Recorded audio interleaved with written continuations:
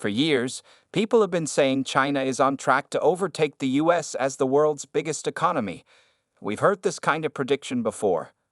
Back in the 1980s, Japan was seen as the rising economic superpower. Its economy was booming, thanks to strong exports and smart industrial policies.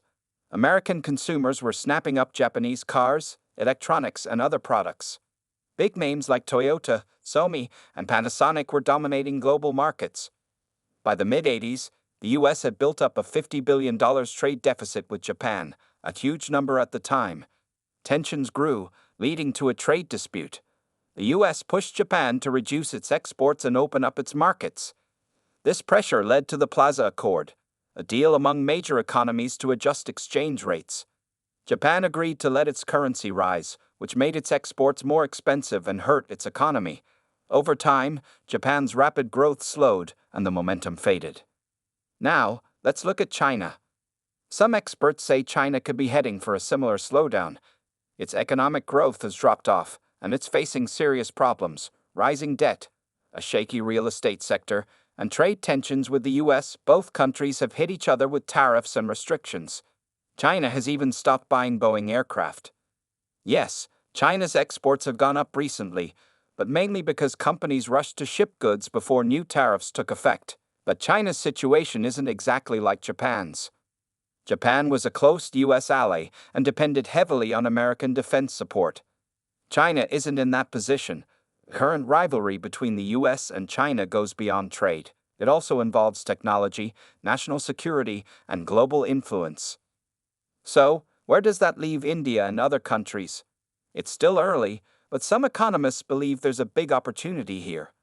As global companies look to reduce their dependence on China, India could step in, especially in manufacturing and supply chains. History has shown us that even fast-growing economies can stumble when they clash with the U.S. over trade and currency. Japan experienced that in the 80s. And now, China might be going through something similar. Trump's trade war with China, a game of strength, strategy, and setbacks. Former U.S. President Donald Trump launched a fierce trade war against China, promising the toughest tariffs in history. But not long after, he quietly backed down, at least when it came to key products like Apple iPhones and computers.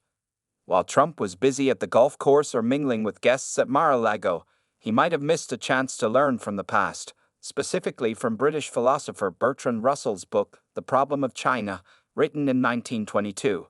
One passage stands out even today. China is the world's most powerful nation.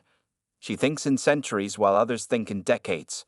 This nation is essentially invincible and has the patience to wait. This long-term thinking still shapes China's approach today. Take the Mandarin phrase, drinking bitter sip. It means enduring hardship without complaint. It captures the quiet determination in how China responds to challenges, including Trump's economic pressure. While Trump appeared tough, China pushed back hard. In response to U.S. tariffs, China raised its own tariffs on American goods, some by as much as 125%. Over that same weekend, the U.S. quietly dropped plans to impose tariffs on smartphones, computers, and other electronics. Commerce Secretary Howard Lutnick said taxes on those items were still coming, but through a different route. Trump insisted no concessions were made, posting in all caps that semiconductors and the entire electronics supply chain would be part of a national security review. But the move still felt like a retreat.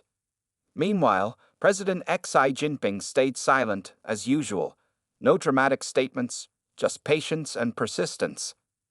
Trump's inner circle seems to believe China can't thrive without the U.S. market. They'd argue that China's rising middle class and food security rely heavily on American trade. But China is already adapting. Under its dual circulation strategy, Beijing is pushing to grow domestic consumption while staying active in global trade. Trump's current approach, however, seems scattered. He's mixing three different goals: raising federal revenue, punishing countries like Canada and Mexico over non-trade issues, and trying to fix the trade imbalance. With multiple advisory teams involved, the strategy is anything but clear. This confusion has blurred the lines between economics and politics, especially when it comes to tariffs. And while the U.S. holds global financial power, China holds leverage too. It could reduce investment in the U.S. or slow down its spending. It also controls critical parts of the global supply chain, giving it an edge over the US in production, just as America dominates in finance and AI. Meanwhile, Europe is watching all this closely, and may be inching closer to China as a result. In the end, both the US and China rely heavily on each other. Neither side can fully win by trying to dominate the other. The smarter move would be a mutual agreement, one that saves face for both Trump and Texai. Even if Trump says nothing more, it seems this high-stakes rivalry is slowly heading toward a compromise.